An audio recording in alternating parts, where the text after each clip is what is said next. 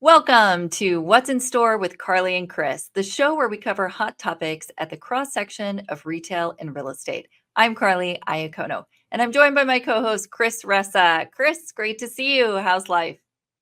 Life is good. How are you?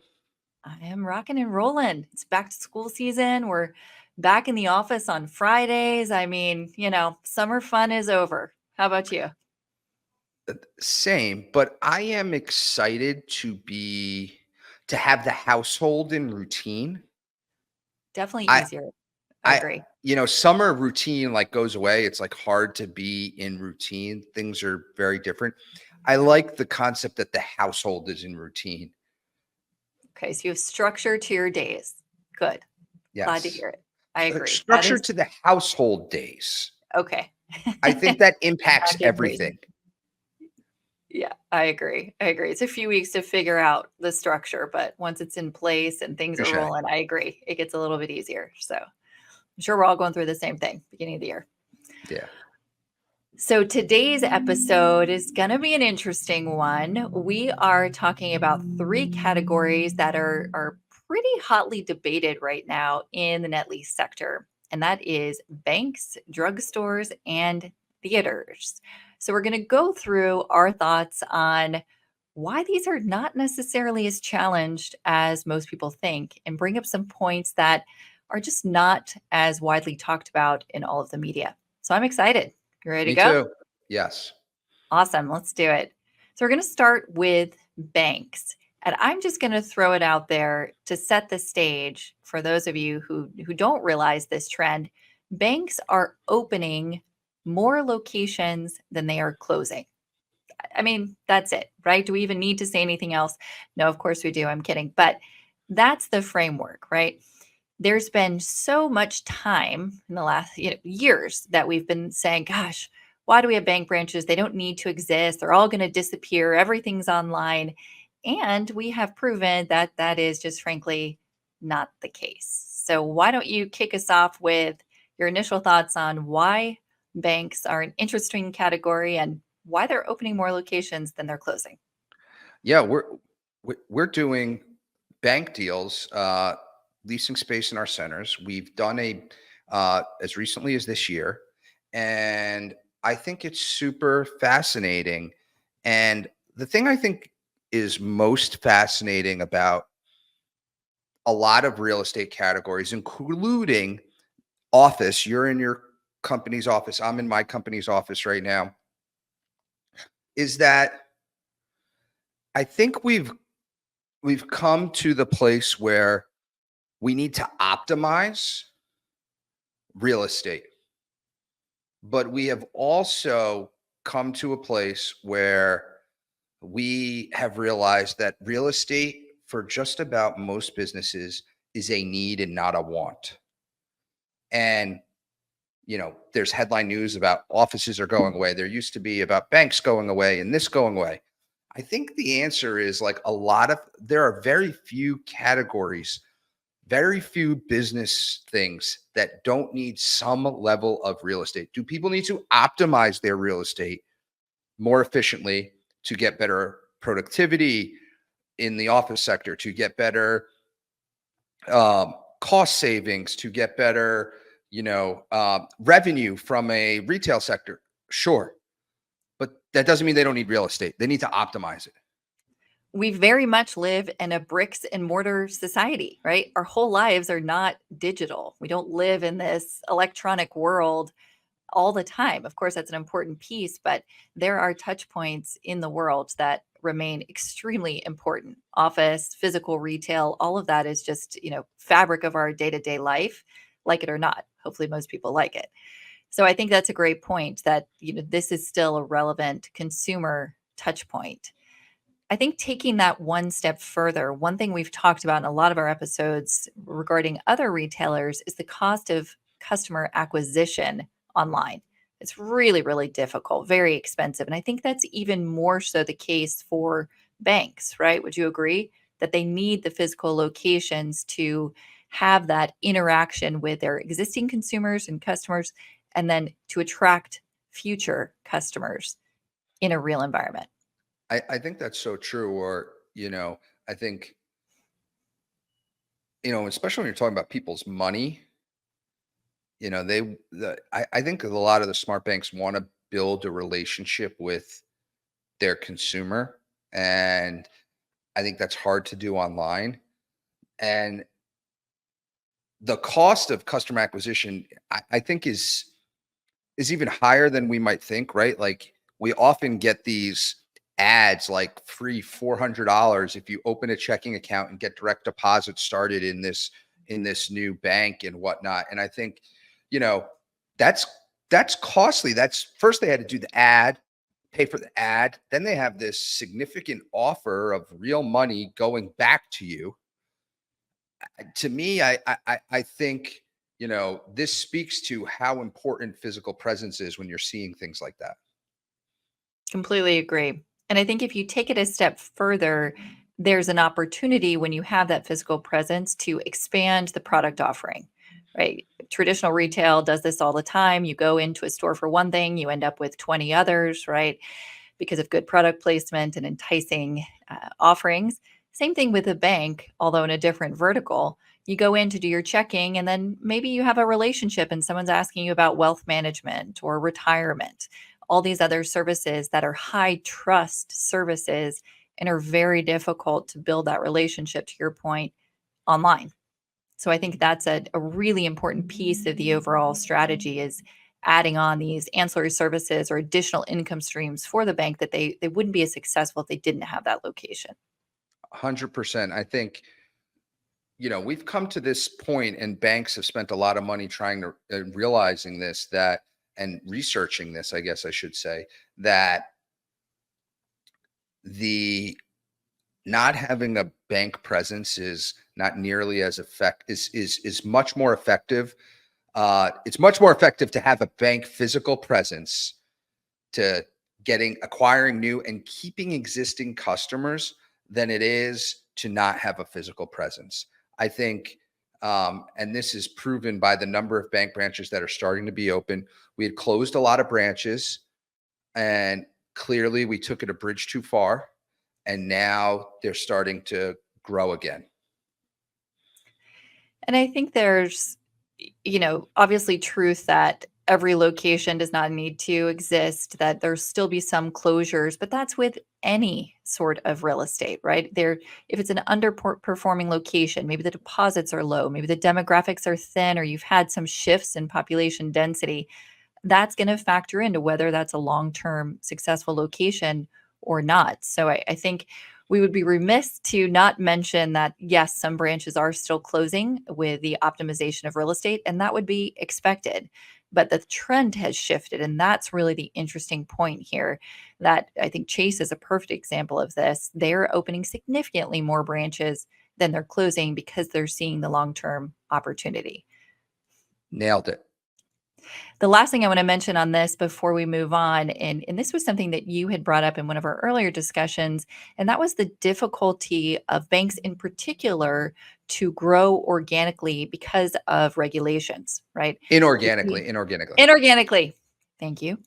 We see a lot of mergers and acquisitions and all the other verticals, but that's much more difficult because of regulations in the bank space. So I just wanted to highlight that because you had mentioned it previously that there is unique challenges to growing through mergers and acquisitions for this space. So the physical presence and organic growth is even more important. For sure.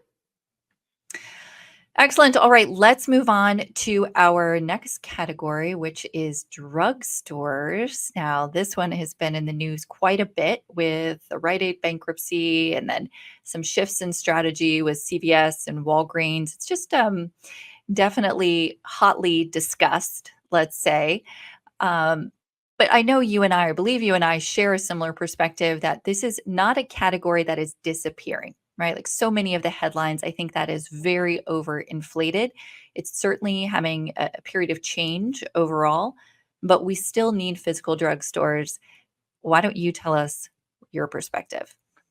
Mine is simple. Like, It's great real estate. They have great real estate. It's not a real estate issue.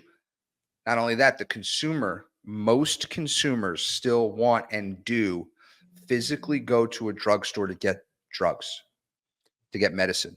So the reality is this is not a real estate issue, and this is not a consumer challenge that some of these groups are going through. What this is about is the real challenge of the the structure in which they're paid.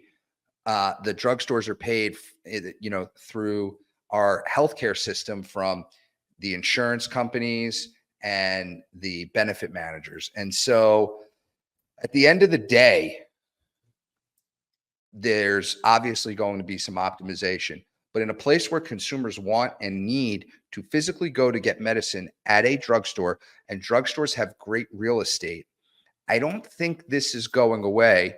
And listen, they're still opening up locations. There's still all the M&A that's happened in this space, right?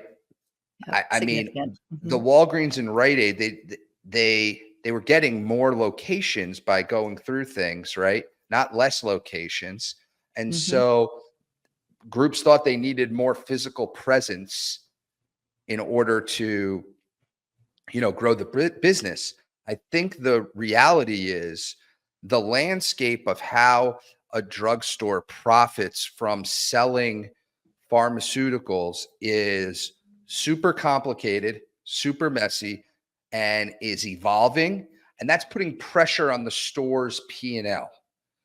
I Right, think, I think, you know, so I start with the basics of it's great real estate, and people want to go to that great real estate to pick up the product and buy right, the product.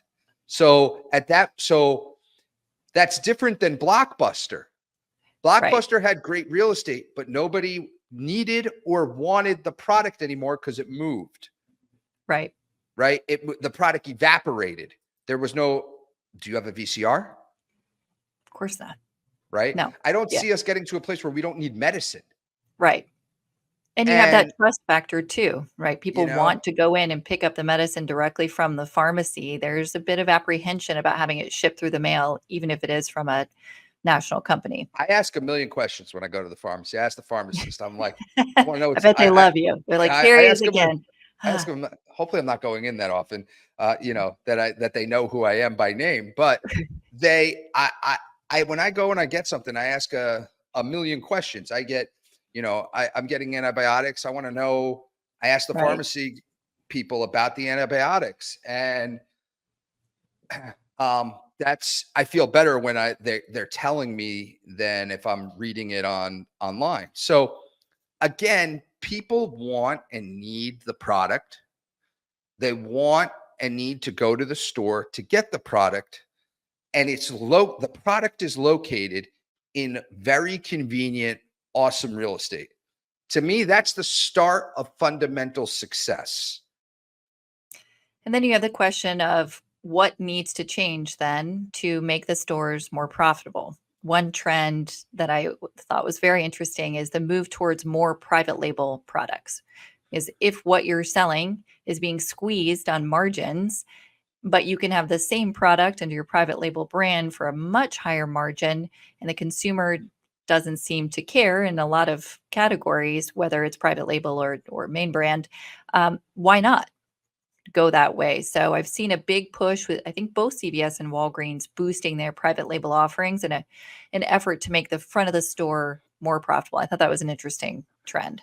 For sure. I think for me, like in dispelling like any myths out there, I think it's really about like if you went to the general consumer on the street, why have you seen some pharmacies close? And I think the common response would be like, oh, people are buying more pharmaceutical drugs online.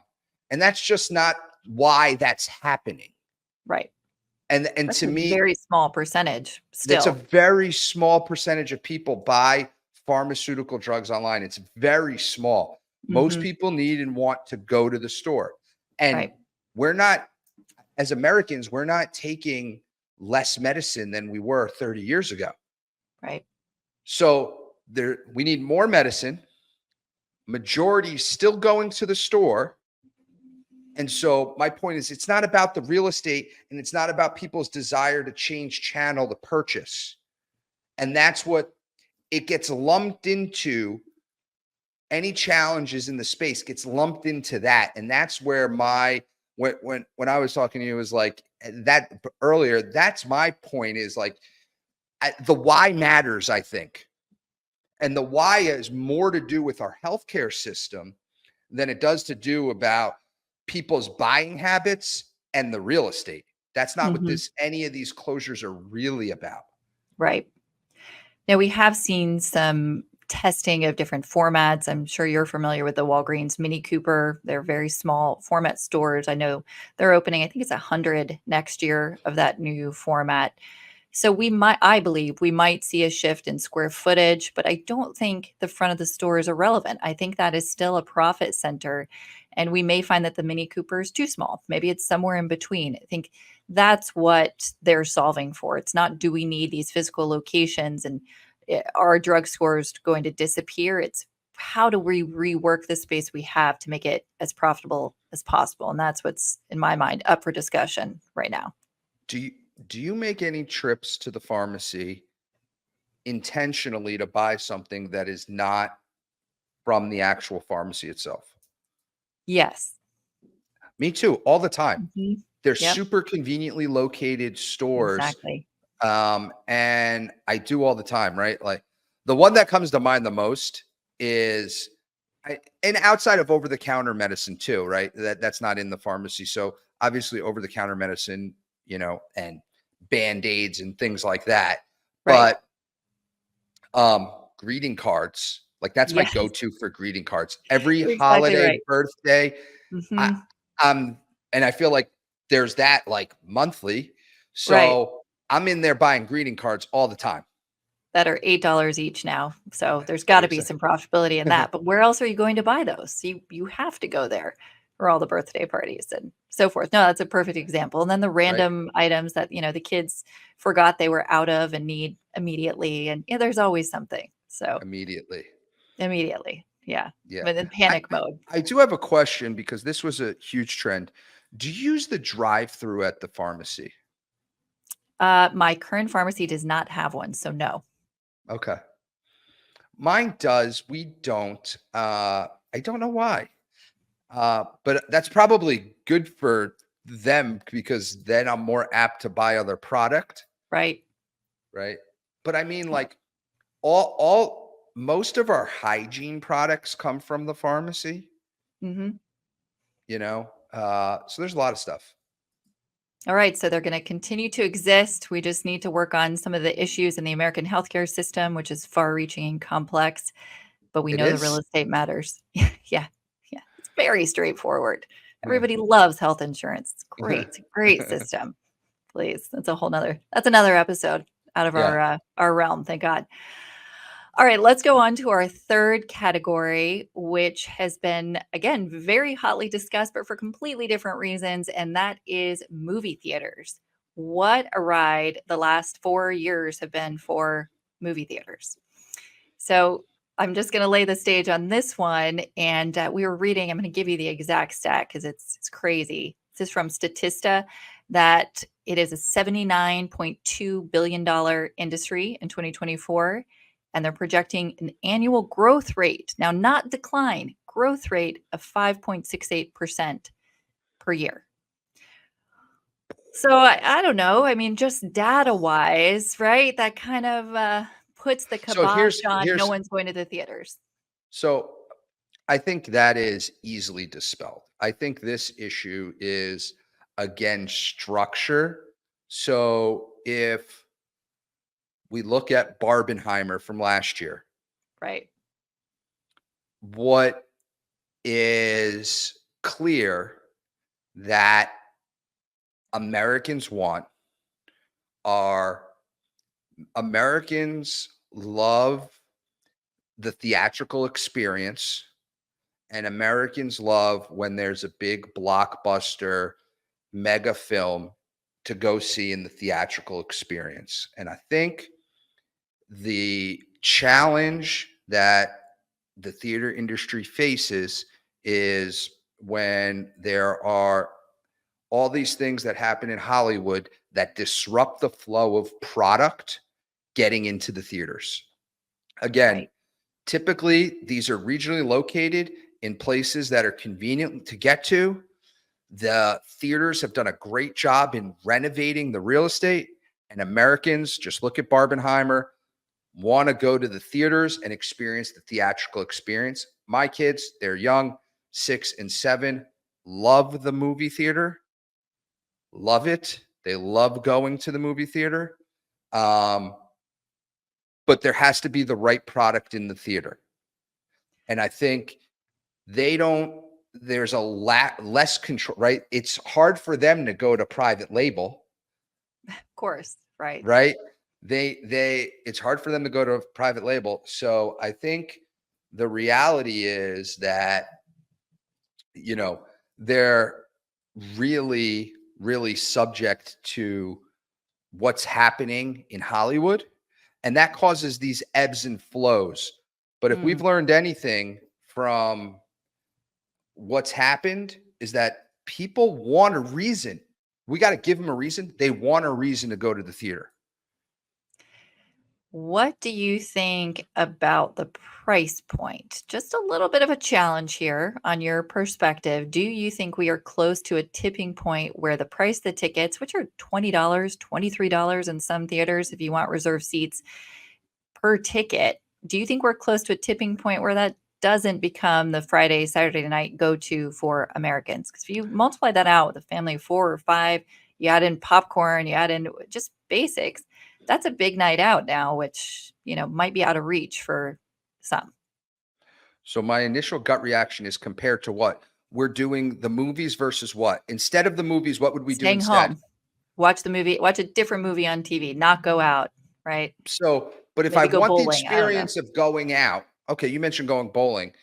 If I want the experience of going out and entertaining, I think compared to other venues, it's still on the lower side of the entertainment realm, Okay. So you're not right? comparing it to staying home and streaming a movie. You're saying we're No. going to go out. So are we going to Topgolf? Are we going to a movie theater? Are we going out to a nice dinner? What form of entertainment So is the family it's a family. consuming? If the family's going out, right? Right. Mhm. We decide we got to get out of the house. We're going to go somewhere. It's the theater. It's the trampoline park. It's Mhm. bowling. And none of those are like wildly less expensive than going to theater, right? It's going to the Yankee game. You want Mhm. expensive, go Right. to a sports game. The different category. Yeah. Different So, level. but is it though? It's going out and entertaining, Yeah. Okay. right? Okay. I don't think I don't think streaming and going to the movies are comparable in the sense that we want to make them comparable. It's either right. I'm doing the same thing. That's like saying, to me, that's like saying, I'm going to run at home instead of going to the gym. Okay. You don't think that's valid? I I think do most make that people, calculation in my head all the time. I think most people are going, most people want to have a gym membership who are interested in having a healthier lifestyle. That's why their gyms are so Mm. successful that as they are. Even if they could run at home, which obviously they can run outside. Okay. Yeah. Interesting. I like Why this why why perspective. why are treadmills? Why are when someone from the theater industry came into our offices and did a presentation before, Mm. and they were not trying to compete with the person who doesn't want to go out and spend money. What they had on the screen as competition was going to the sporting game, going to the trampoline park, going bowling, going to Top Golf. These were the competition venues plus other theaters, not someone who's sitting home. I think when we make that comparison, we're like really missing how the family dynamic works. We're not deciding of because most times the movie in the theater isn't home. Right. It's about going out and being entertained. So you don't think we're close to a tipping point, even if you're just comparing it to other entertainment. You think there's more room to run and the $20, $25 ticket is going to be absorbed And in fact, maybe theaters could spend more on renovations, good food, drinks. There's a lot of different theater concepts out there and still have a runway. I think the price of entertaining generally has gotten high. Right. And I think people are making a decision of, do I have the ability to afford to be entertained this weekend versus not? I don't think it's unique to theaters. I think entertainment in America has costs a lot of money. And I think that in general, that's the distinction. Mm-hmm. Less about specific to movie theaters, because on a comparative basis, I think you would see they fall. Like, I don't know, if I go bowling with my family, my wallet's not any more full than Right. if I go to the theaters. Right. That's true. And there's a lot of high end bowling concepts, to stick with that idea. So, Yeah. So I okay. think it's I like about, like, this. can you afford to be entertained or not?